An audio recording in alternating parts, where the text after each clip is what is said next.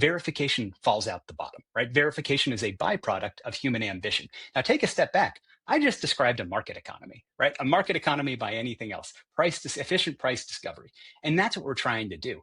But we never had and what that means is the resume goes away. There's no need for a resume. It's all stories, because in reality, the future critical thing is how quickly could you atomize a problem and re-articulate it, owned it, is this actually true? I completely agree. I think there's going to be a whole new job class for that. With the emergence of AI, what do you see in the future that worries you? People using the AI easy button the way that we are today, just get this done, where everyone is an expert in something and it's valuable, and they have no mechanisms to do with it what they'd like to. And where we're going, we roll out in the next couple of months with our consumer product. We have the consumer realm. We have the professional solution.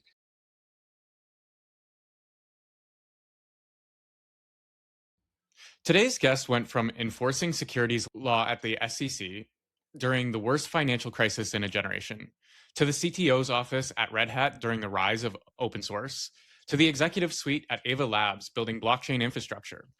And across every one of these worlds, he kept seeing the same problem: a growing gap between what people actually know and what they can prove. That insight became personal when his mother went through a healthcare system where the right information existed, but never reached the people who needed it. In a world where AI can generate anything, a legal brief, a strategy deck, a research paper in seconds, he's asking the question nobody seems to be asking right now. If everyone can sound like an expert, how do we know who actually is one?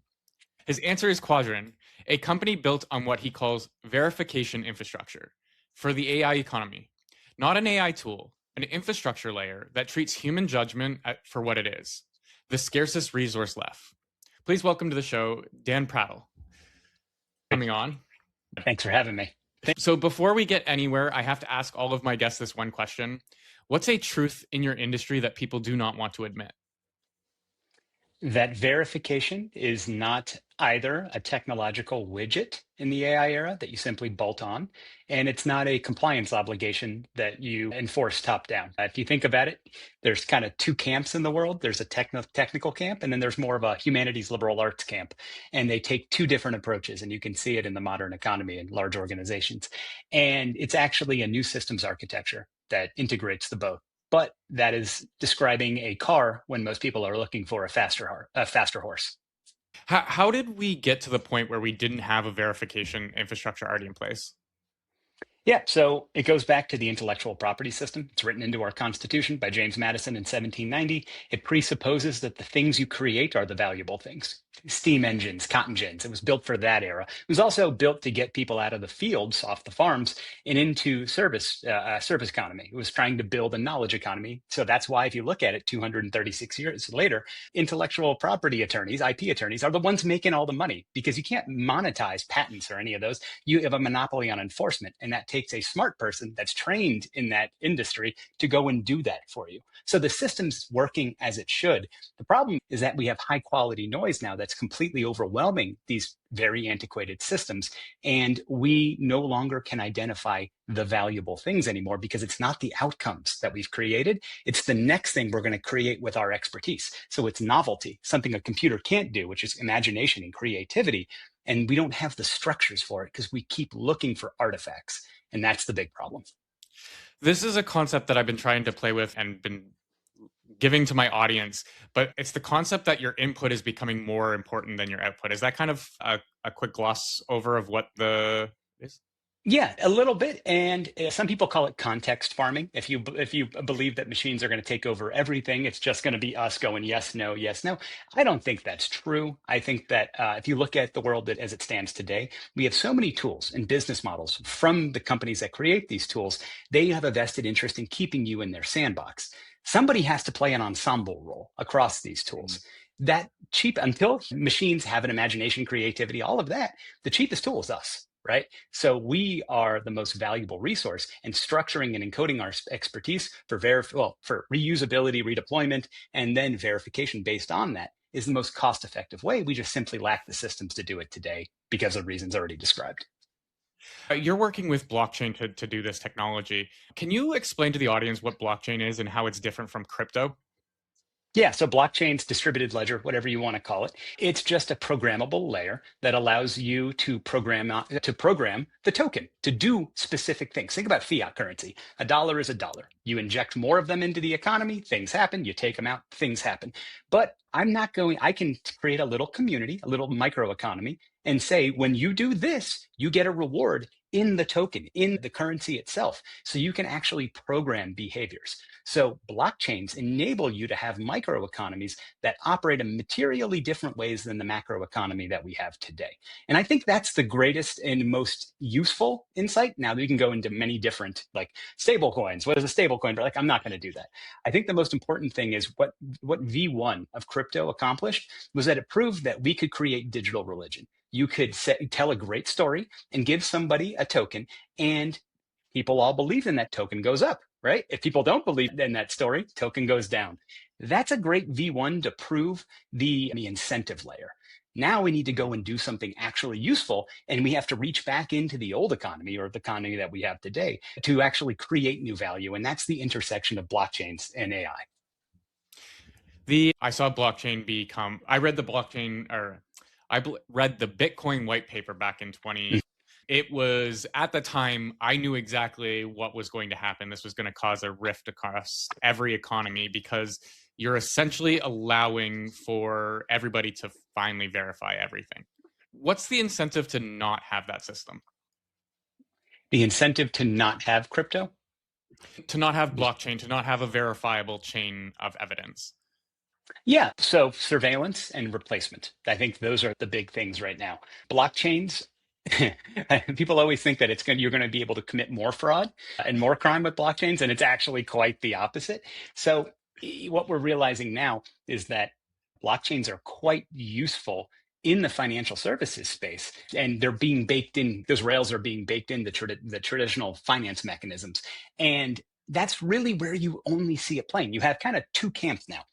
You have the DGen, DeFi summer's coming back, 2021's just on the horizon once more, token go up, and that's one side. And then you have the more institutional side, the more boring side, where it's actually quite useful for day-to-day financial operations, transcontinental, intercontinental financial operations, and stablecoins also play in that realm as well. There's a massive chasm between these two camps where there's a lot of value, and you have to overcome, getting back to your question, overcome the notion of surveillance. Why would I use this? What is the point? Why would I ever use this in, say, an enterprise context? Because all you're going to do is watch everything that I do, and there has to be an incentive for individuals to actually adopt this technology. And kind of going back to GitHub and Slack, these were open source and then faster email, synchronous communication technologies that organizations never truly understood the value of. And you had to wait for individuals to articulate the pain and the value to them before organizations adopted it. And that's what we're going to need for enterprise native blockchains, because frankly, individuals don't want them in their current context. I want to get into a little bit more of the problem you're trying to solve. So can you explain what a Quadron does?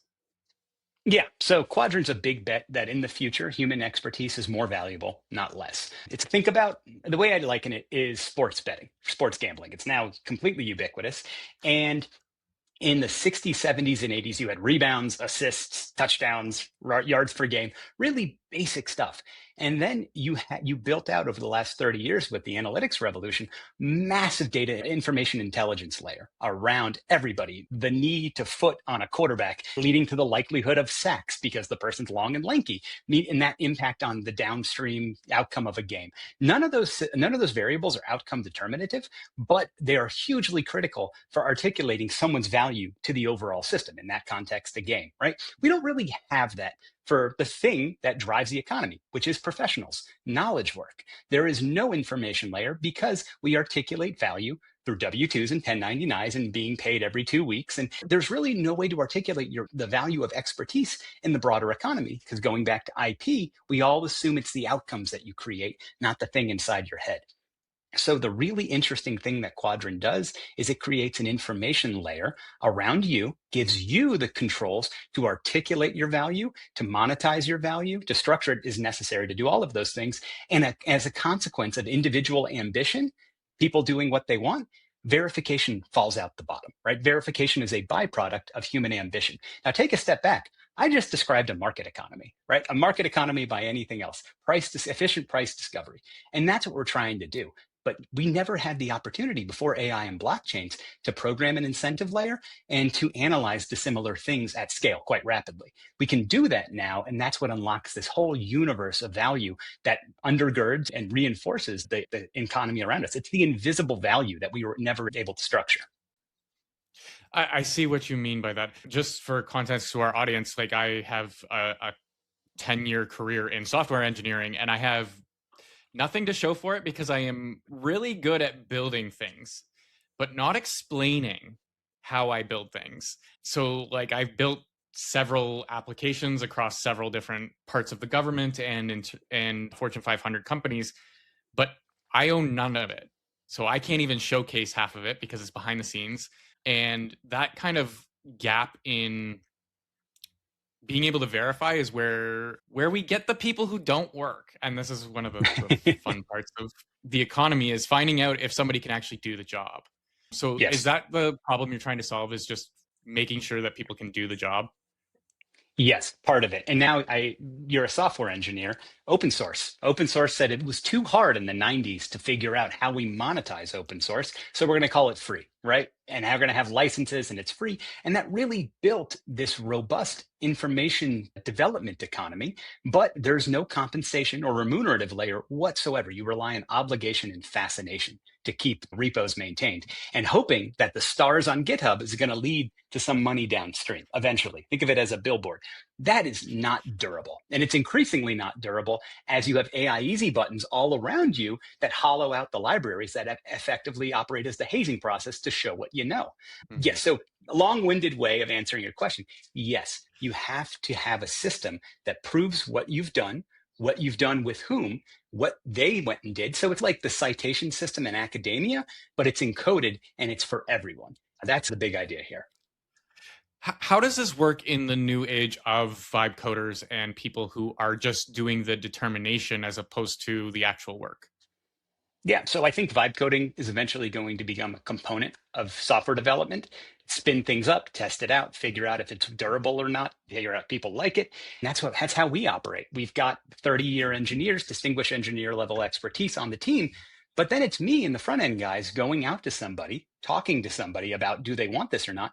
And I'm leading the I'm leading the product experience. I'm developing the product experience. If it works, time to harden it, bring it back. That's real work. And that's work that we couldn't do before because there were 30,000 people in the world that were the Delphic oracles that were able to do the entire thing. And we had to go talk to them. And now it's substantively changed and the velocity has changed and the value creation has changed. So I think vibe coding it gets a bad name, a bad label right now, but it's very similar to where Wikipedia was in circa 2001, 2002, right?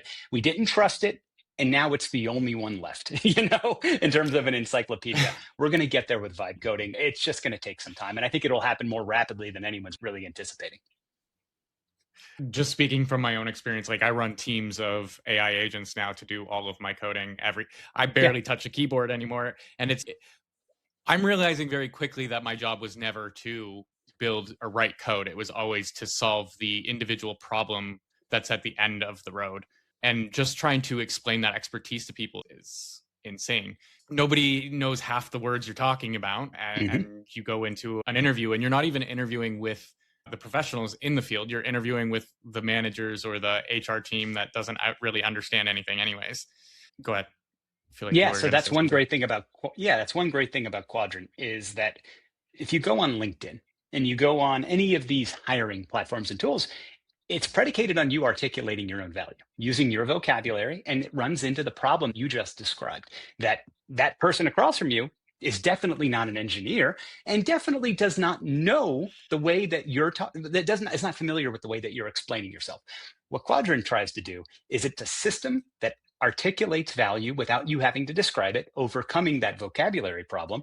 And then the other person can scrutinize it in a vocabulary that works for them, right? I'm a layperson. Explain it to me like I'm 12. The thing that everybody does with these systems, explain to me like I'm a fifth grader.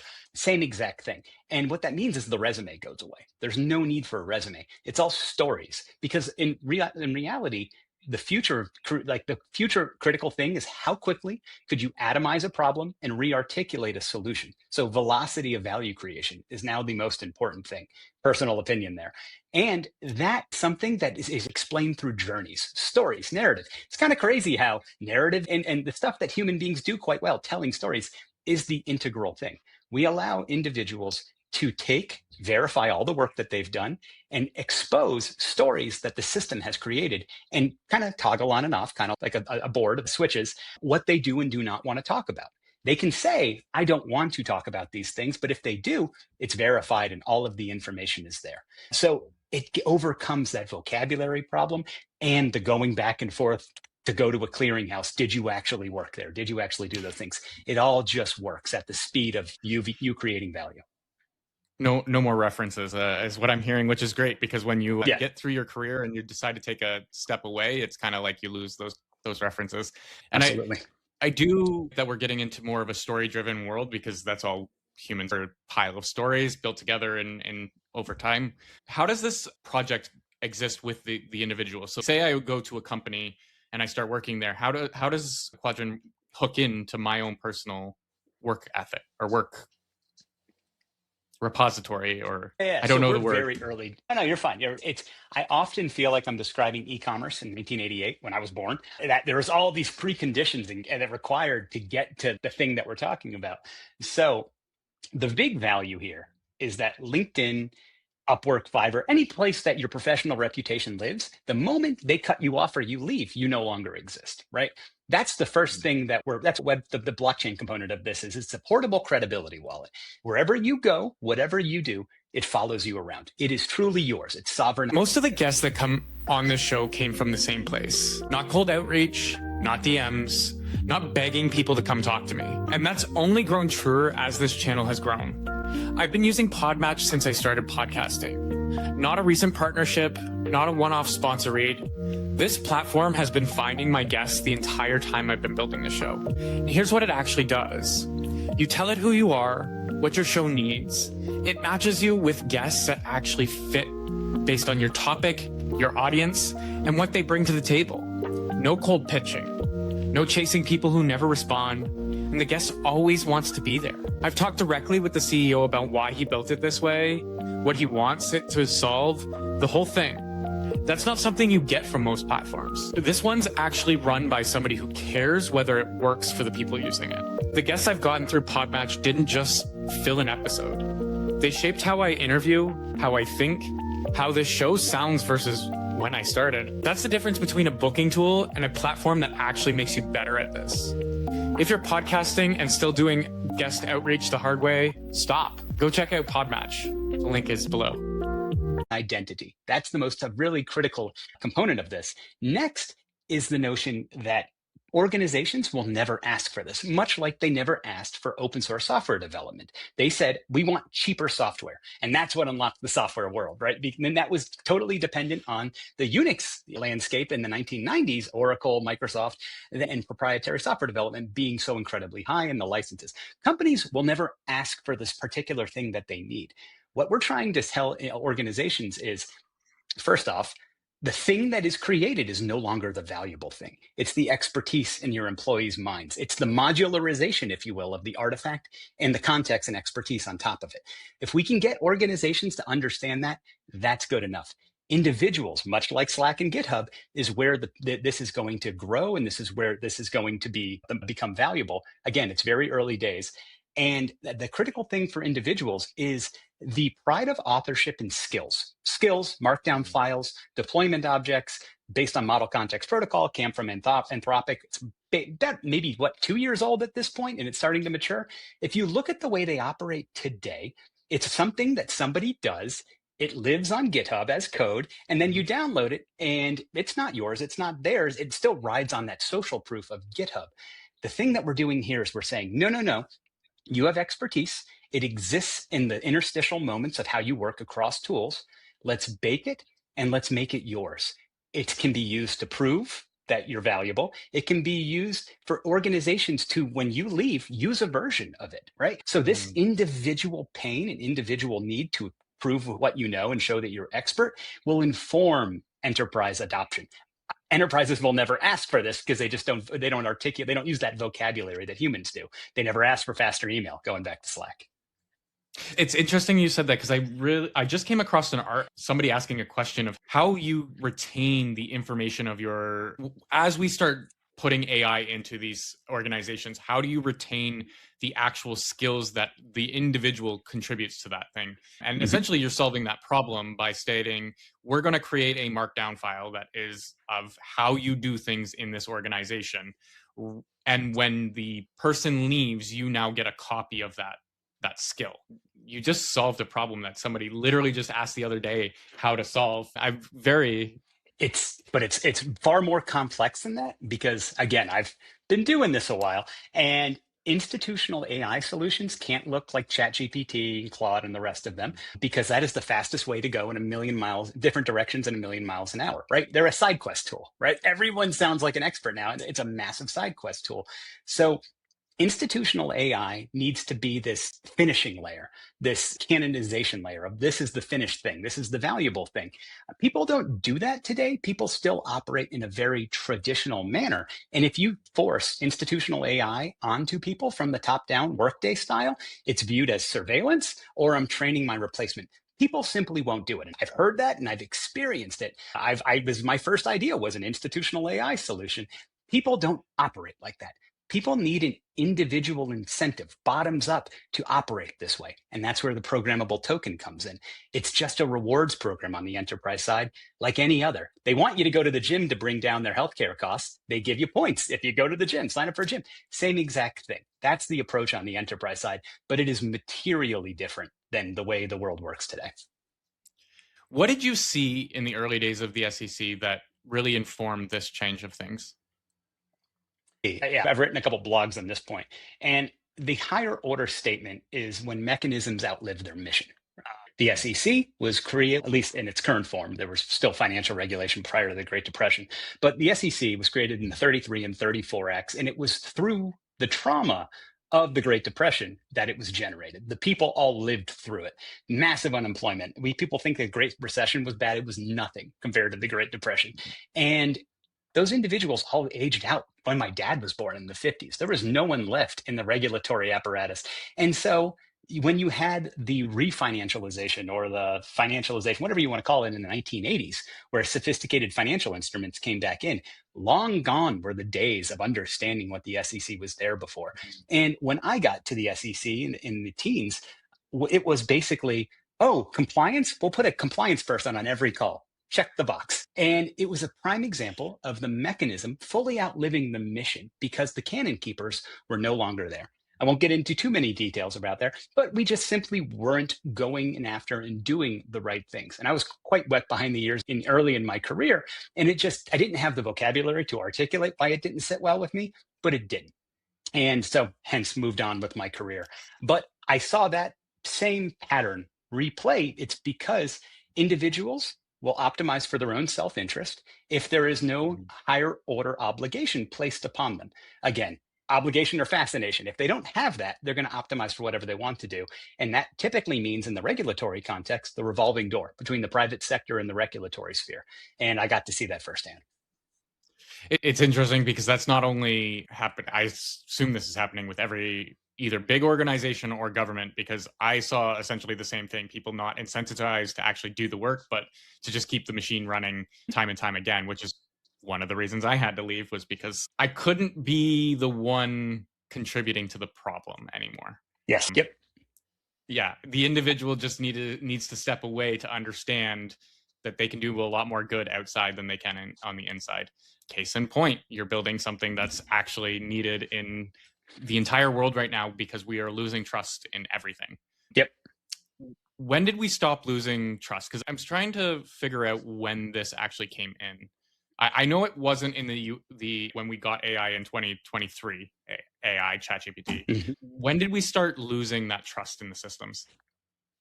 In the United States, if you look at in Europe, AI is not being perceived the way it is in the United States. I know we love in the United States to think that we're the center of the universe, but we're not. If you look other places around the globe, AI is used as a tool, right? It's just another technology like every other. Only in the United States, where we don't have strong employee support mechanisms, whatever you want to call them, regulation protecting individuals that are employed, do you see it as this threat. And I think that goes back to the deregulation that you see in the 70s and 80s. And then it kind of sped up with outsourcing in the 90s into the 2000s. And now you couple all of these things. We've hollowed out a manufacturing economy. We built a service-based knowledge economy.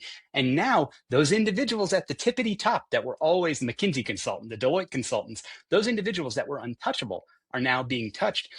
And that is why I think you're seeing the harangue, the upheaval. And it's because the people that went to school, that did the things they were supposed to, are finally getting touched in an economy that is in a system and economy that's quite zero sum. And the way we treat people, treat them as resources, not as people, and celebrating their uniqueness. That's why we're seeing this basically the reason for Quadron to exist and be born in the United States. It's because things that went back to the developments that have come out of deregulation over the past 50 years, reaching a point that it's reaching the people that never thought they were going to get touched. This goes into the real world aspect of things. How is Quadrant going to help the people who do the... If you're a podcaster or a video creator, this is the all-in-one AI video editor you've been looking for. I've been using Async since day one, and it's amazing to watch it progress into a complete powerhouse for creators. Especially for people like me who, well, can't edit for shit. Async leverages AI to give you total control over your video. You can record, edit, generate clips, add subtitles, and even dub your content in over 15 languages. Plus, it lets you upscale your footage and easily repurpose your content for different platforms, all without ever having to switch between different tools. It's truly a game changer. So if you want to streamline your workflow and make your editing process painless, check out async.com today. The link is in the description below. The manual labor, the blue collar work. Yeah, this is actually hits quite close to home for me because my dad is in heating and air. He's been heating and air, plumbing, and electrical for 40 years. He's a union guy from Chicago, moved to the South, got into heating and air. He is the most traditional blue collar guy you could imagine. And I say that with great respect because he's been quite successful. He has a series of training courses now for people to get their certifications. He has knowledge in his head that he can monetize in one of two ways. He can sit in front of a class of 30 or 40 people and teach them, or he can do one-on-one training, right? And that is quite difficult to do as you become 60, 70, and 80 years old. But ironically, that's when you're most knowledgeable, right? So an individual like him can start to not only protect the intellectual property and monetize it as an API layer, unlike any other these like Google Drive or Box or Dropbox or any of those, but you can also use that as your proof of work. You actually have that auditable record of what you've done, where you've been, who you've trained. If this existed for my father, it could have said, listen, based on the certifications created by individuals taking my courses, $75 billion of economic value have been created over the last 20 years through 2,500 companies that were started by students. That story can't be told today because the information layer is not there. And that's just one example of blue collar workers being able to articulate their value. You can do the same thing in electrical. You can do the same thing in plumbing. You can do the same thing because all of these have a regulatory obligation: get certified, recertify, continuing education. All of that pretty much begins and ends with the isolated individual. There's no contextual framework of how they interact, who you worked with, what happened. All we have really is the Google give me a 5-star review, right? And that's not what you would say is as valuable as we could be.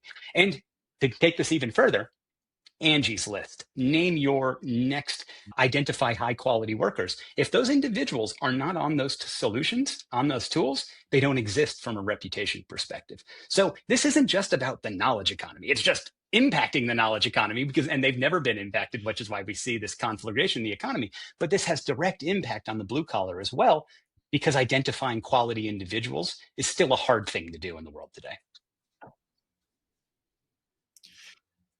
How do you address the surveillance question? Because this is connecting you to everything you've done and everything you are as an individual through Yeah. your career. How are you segregating that from surveillance? Yeah, I think we've all seen Black Mirror and we've all heard about social credit scores, and we're all quite scared of them. I think surveillance exists in pockets of the economy already. Again, coming back to sports, right? There's a company called Teamworks. When I was at Duke, there was a guy that founded a company called Teamworks, and they sold, they're very successful, but it was the quantification of the athlete. And that wasn't only on the field, it was nutrition, it was classes, grades, all of the things you do. And that information led into the NIL revenue, college collegiate athletes being able to monetize themselves, which was a huge thing because I played college sport and I made nothing off of me, and I wasn't great, so I wouldn't have made anything anyway. But the point is that if there is an incentive for you, surveillance doesn't feel like surveillance. It's you having the tools to articulate your edge, your opportunity versus somebody else. And again, now think about Fidelity, Vanguard, E-Trade, any of these brokerages. All of your trades are available and you have to report them to the federal government. But that's first off to pay taxes, which we all have to do. But that's because you're articulating your edge. You have the tools and mechanisms to define the unique thing that you knew that somebody else didn't, and you made money. If you give people the tools to articulate their ambition and have a reward, it doesn't feel like surveillance anymore. That's kind of the world around us. Right now, it feels like surveillance because we came up in an economy where it was an advertising business model and we were value extractive. You were just saying things online and they were feeding you ads, and you felt like you were putting stuff in and not getting anything out. And that's the thing we need to change, is a true value creating economy with individuals at the center of it. Is there a way, or are you planning on developing a way to backtrack skill? I'm thinking more for the people like your father who have been in the industry for so long and don't have, you're developing it now. It's how do we get the past value extraction out of this? Yeah, there is no silver bullet for that one. There's no panacea. It's going to be a lot easier from this point, time zero, going forward. But if you look at academia, academic citations, the individuals, there's this kind of like, it's a prestige network. It's a social, like, pedigree, social talent. I can't even describe it, but it's a prestige network where individuals are using anecdotal evidence to prove their efficacy, their aptitude. Everyone knows that somebody far down the authorship line probably did all the work. The principal investigators, the PIs, and the people that were under the PIs did all the work. That is this basic common understanding of the world. I think, and I haven't solved this problem, I think there's something to that we all understand that the group project scenario where one person does 80% of the work, but everybody gets an A, everyone understands that problem doesn't end in school, and it is everywhere in the modern world. And I think there's probably something to allowing individuals to make a claim about what they actually did, and then the attribution being what it is, allowing individuals to opt in and show proof. I actually did this work. You didn't do this work. Now, that it looks like an adjudicative body, which leads to a lot of friction. And maybe that's okay. Again, I don't have the problem here, but I think that allowing people to say, I did this and I can prove it, and allowing somebody else to say, you're wrong and I can prove it, is healthy. It's constructive. It's valuable. So I'm thinking there's a lot to do here. I'm thinking time zero going forward, but I think there's something to the, I did this and I can prove it and you can't. I think we can go backwards using that kind of methodological framework. So long as this is the one thing I'm finding is, so long as I think you just created a new job class, actually, somebody who actually looks over that information and doesn't just say, yes, this is correct, and does the follow-up work to find out that ability. Yeah.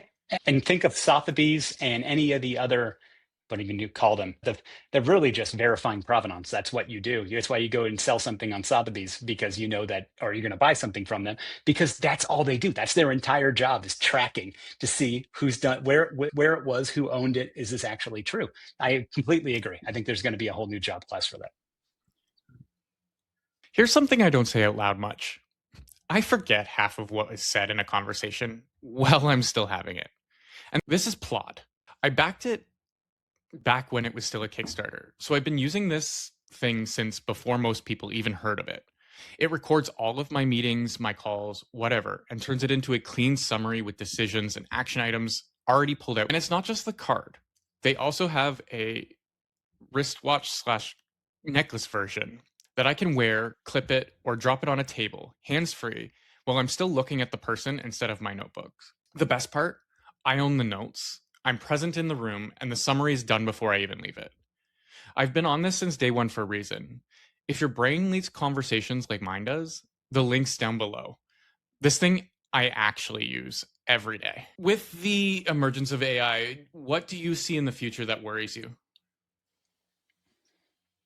People using the AI easy button the way that we are today, just get this done, get it out, not thinking about value as what created the artifact, right? So if everyone buys into the intellectual property generated mindset that the value created is the artifact, then we end up in a society that lacks imagination, lacks novelty, and lacks dynamism because nobody's actually doing novel and creative work, using their imaginations for the sake of imaginations. Context farming, right? And that's if we end up in a situation like that, then we're actually not generating any new and interesting value.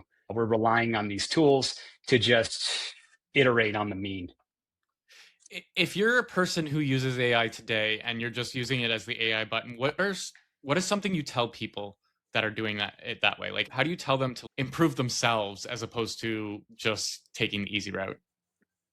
Yeah, the velocity of value creation based on your imagination, it has now been exponentially accelerated, right? You can do almost anything now because software is just another tool, and software development has been commoditized now. Sorry, I know you're a software developer, but it's been commoditized. But high quality software work is still a valuable thing, just like everything else.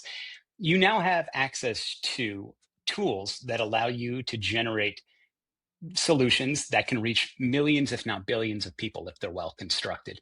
The only thing that's limiting you is your appetite for risk and your imagination. We only have so many rotations and revolutions on this rock. If you're not thinking creatively and expansively, you're wasting your time. I think just in terms of problem solving, this planet has way too many problems. There's not enough of us to solve half the problems we have. Focusing on fixing things is a good value generation for anybody out there. If you find a problem, fix it. That's where your value lies now. As somebody who is a software engineer, who leverages these tools, I'm now a musician, I'm now an author, I'm now like, Right. these are things that anybody can spin up at any time, but my own personal opinions, my own personal routes, my own prompts. I don't even share my own prompts because that's something I've created, something I've done. This is my It's your value. secret. Yeah. Yes. But that's all that lives all up here. And that's what people need to start focusing on is anything up here is going to be of value, going to be leverageable for value. It's not valuable until you put it pen to paper. We have a problem with entrepreneurship today because everybody's so risk adverse. How do we get them to be a little bit more risky with what they're doing? Yeah, it's a very hard problem to overcome given the state of tax benefits in the United States versus other countries, given our lack of willingness to have the best and brightest continue to come to the United States to be educated and then stay here, the American dream being hollowed out. The thing that I think we need to do is have you have to have older individuals that have the resources to fund something for a period of time, give it a year, and you have to have young individuals that don't have the carrying costs, the overhead, if you will, of an older person. There needs to be a marriage of the two. And even on my company, I have 15 to 20 years experience across a variety of industries, and I've identified a unique value proposition informed by my experience. And now I can do the guidance, but I'm not an engineer and I'm not a 22-year-old that's AI native. I need a 22-year-old that's AI native that doesn't have the carrying costs that can work with me to develop a materially different perspective on the world that can say something that's informed by experience while also the vigor of youthful enthusiasm. That is, I think, an interesting approach to solving the entrepreneurial problem in the United States when the regulatory state and the administrative state are going in a different direction. I think it's a very unique moment in time where we can take the elders and the youth and bring them together to try to solve new and different problems. It's one of the things that I'm trying to do here. As part of my channel, I'm trying to showcase the people building based off their experience. But my overarching goal is to be able to connect everybody together to have a resource that they can leverage or reach out to people that understand, know what they're doing, and still be able to relay that information. I honestly think I agree with a lot of people in terms of we're going to have more software engineers jobs in the future than we have now. The experience gap that we have between the junior and the senior is quite big. And even myself, as a senior software engineer, once I have money to pay for somebody, I am going to hire people to work for me. But it's getting past that mindset of a lot of the older people are so used to go to a job and work it. Getting them to take the risk is the caveat right now. There has to be an economic model that rewards them, and that's what I'm trying to do with Quadron, is build a new economic model. Now, as you were talking, I just realized we've seen this episode before, and we've seen it in the financial context. You remember the GameStop era, right? Yep. This whole Wall Street bets. Yep. And now you see built into the models by younger investors this vibe, like vibe investing. It was vibe investing before it was vibe coding, and that because completely orthogonal to the Warren Buffett school of investing and what came out of the early 20th century that informed value creation through the rest of the century. We have this whole new class of signals, if you will, social signals that aren't accounted for. And I think vibe coding is very similar to that. There is this social component to software development, building tribes into organizations, into companies that simply isn't accounted for by people that love a 9 to 5 and are risk averse. And we have to account for that somehow. Build in public. This is the one thing I've learned since coming away from the enterprise side is if you're building software, you have to be doing it with online and through the social medias, getting people's input. The problem with that is you have to use social media. I'm right there with you. Do you see a problem with the route of doing it through social media right now? That is you got to consider your audience here or the speaker here. I am not good at social media. Anyone that knows me will tell you that I am the last person that should be managing distribution. But it is also critical because, again, going back to allowing individuals to articulate the value and articulate the pain, it is absolutely critical to do distribution effectively. I think that it is going to be something that I have a friend of mine that started a very successful Sequoia-backed company, and he's terrible at it as well. And the first thing that he did was he hired somebody to go and do it because he knew he was bad at it. And I think that's probably the path you develop, because at the end of the day, a product, if it's not useful, is not going to be adopted. Full stop. Right. And if you look at the way VCs are investing, there's one of two things. Either the product is so obviously useful and impactful that they'll fund it, or hockey stick, right? Hockey stick adoption. If the product is not good, there is no reason for it to be. So you got to develop a valuable product. Once you develop a valuable product and you get your first 2,000, 3,000 people using it, hire somebody to do distribution if you're bad at social media. That's going to be my plan. That is my plan because I am not the person to be doing those things. We're all not great at everything. Yeah, I'm certainly not good at social media. Somehow I have an audience of about 30,000 across all of my platforms. And I'm like, I have no clue how this happened. Clap for you. Yeah. I needed to step away. I needed to be able to talk about these things. And I wanted to be, one of my issues with the internet in the early days was being anonymous and having the power to kind of scroll through the internet and understand things people didn't understand and play with people's emotions was something that's very powerful. But I realized that doing that split your personality between the online and the offline. So you were a different person in two different mediums. Mm-hmm. I've just decided to collapse everything together and say, you know what, I'm going to be the same online as I am offline, more for my own mental health reasons. But at the same time, I do think that's a problem with our generations is we're dealing with two different personas as we go through life. I ran out of questions in terms of I'll jump into that one. The internet Gen X was coming up, and Gen X had that tune in and drop out mentality. And so that I can see the bifurcation of the online self and the offline self coming back to them. Millennials very much were there for the social component of it. But I think the most important thing to say is that these individuals were going to a place, platforms, and they were going to a place to find everyone else. Be it Reddit, which is the network of communities, be it Facebook, you're going to a place to find everyone else, to say these things. I don't think the world looks that way in the future. I think solutions fade into the background And networked intelligence, so intelligence in the network, becomes the valuable thing, like an omni-channel intelligence, a metacognition that's yours, that shows up on the surfaces that you use. What do we use? Our communication surfaces, WhatsApp, Telegram, SMS. I think that's where the world goes. You don't go to a place in the future, it comes to you. You have a suggestion engine with a knowledge base built on top or below it that synthesizes and creates context and collaborative opportunities, so suggestions, if you will. That is the way the world works, not you being inundated by advertisements as you're just trying to find the thing that you're interested in looking at. I didn't think about it in that way. What do you see with the new platform? So this is one of the things that I just recently found out about, but everybody's going to be going to glasses eventually, or some sort of other medium where it's more visual based. How can you paint me a vision of how what you just mentioned works in terms of what you're going to see, how it will work in your mind anyways, at least? Because that's something I don't understand. I'm a computer user. I hate using my phone for everything. But I also don't know if I have a pair of monitors that sit on my head that can connect to a keyboard, if that's going to change how I would do things.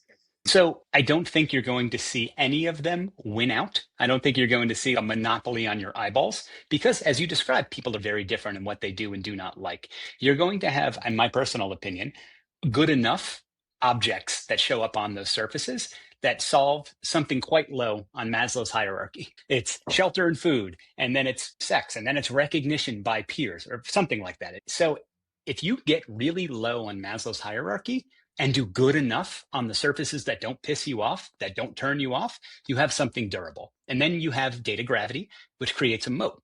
That's with reputational infrastructure that's quite low on Maslow's hierarchy. And that's what we're aiming to do. So in the future, in again, my personal opinion, you are completely inundated by a Web2 economy that's trying to bolt itself onto a more distributed economy, which is a lot of advertisements, which is now AI generated slop, and you hate it. You absolutely hate it. But you need to talk to people, engage, collaborate, and prove and verify yourself.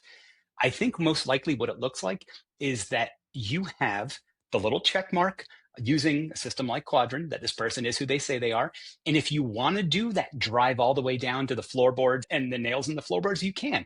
Did they actually do this? Did they work with that person? It's all there. It's available. But you trust the credential, and the credential shows up when you need it, associated with information that allows you to have a conversation, a useful collaborative interaction with that person.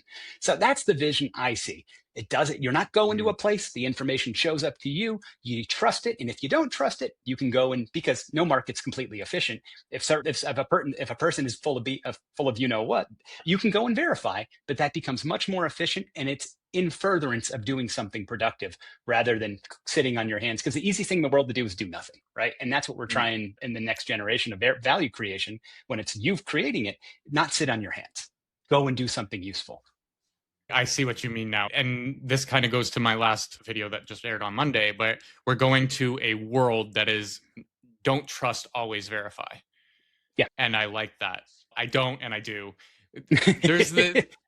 This is where you exist in two different generations where anonymity is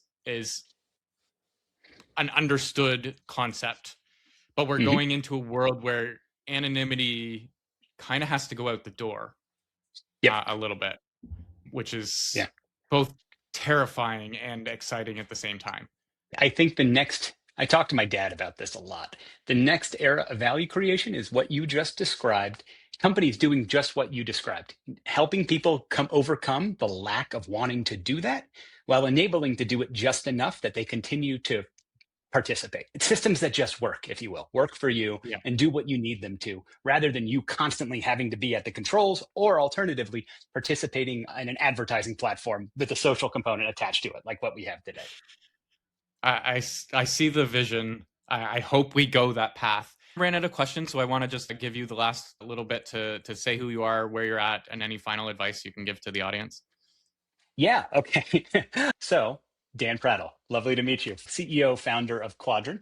We started a year and a half ago after I realized that AI and blockchains together wasn't about putting, so to speak, the radio on the television. It was about creating materially new, fundamentally new value in the world that we couldn't access previously. And it's been a winding path. As I mentioned, I started in the institutional AI because enterprises is where I was trained and where it comes. But then you realize over the course of the last year and a half that this is an individual opportunity. There are millions of people out there that have incredibly valuable assets, expertise that they have no mechanisms to structure and then monetize effectively, simply, and as you described, without having them hate it. And so what Quadrant is a response to this moment in time where everyone is an expert in something and it's valuable and they have no mechanisms to do with it what they'd like to.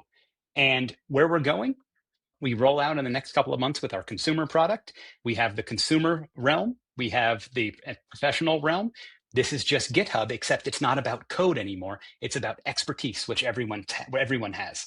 And we view the world as a very robust and abundant place where human beings are quite valuable. And it's up to people to have the thing that they should be doing, unique experiences. Don't spend 20 years, 30 years in a job. Have very different, varied experiences so you can speak creatively about all of your experiences, but also you have the input from these varied experiences to create novel insights, because that's where it comes from. All of these adjacencies working together to say something unique in the world that only you can actually articulate, which is what makes you special. That's a great place to end off on. And to anybody, to the audience out there, please reach out if you have any questions or need anything. I will make sure all of the links are in the description below. Please like, comment, subscribe, all the bullshit I'm supposed to say. And yeah, thank you for listening to everybody.